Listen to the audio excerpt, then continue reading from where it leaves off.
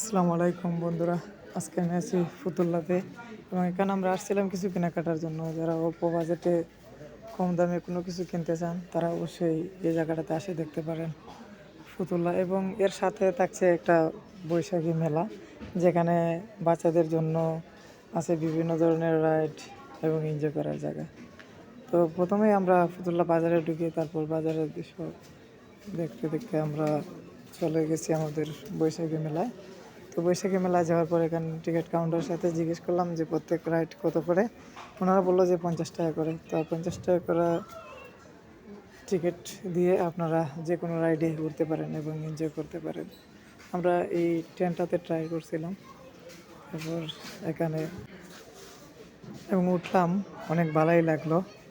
তারপর অন্য অন্য রাইডের দিকে এগিয়ে যাই, দেখতে পাই যে অনেক সুন্দর সুন্দর দৃশ্য।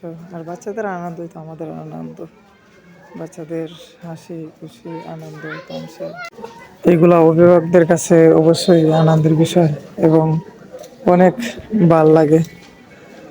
তারপর আমরা এইভাবে একটা সেলফি নিলাম। সেলফি নেওয়ার পরে এই যে এই নাগরদোলাতে দুলতে অবশ্যই চাইছিলাম, তারপর বাচ্চা যেহেতু ছোট তাই আর ওইখানে ওইভাবে দোলা হয় না বা আমরা ওইটাতে উঠি নাই। তারপর এই যে এই দোলনাগুলিতে বাচ্চারা উঠছে, আমাদের সাথে যারা গেছিল অর্থাৎ বাসার আত্মীয়, তো ওরা ওইখানে ট্রাই করছে, ওদের মতো করে এনজয় করছে। তো তাদের হাসি খুশি আমাদের হাসি খুশি, আমরা আর ওটা ট্রাই করার কোনো দরকার মনে করি না। আর এই লোকটা তো এখানে কক্সবাজারের ফিল নিচ্ছিল, এটা নিয়ে আমি মজা নিয়েছিলাম, সাথে আশেপাশে আরও লোকজন। তারপর বাচ্চাদের এই জায়গাটা বেশ জনপ্রিয় একটা জায়গা, এবং যেখানে বাচ্চারা হাসি তামসা দৌড়াদৌড়ি লাফালাফি সব কিছুই করতে পারে। যাই হোক, আজকের ব্লগটা কেমন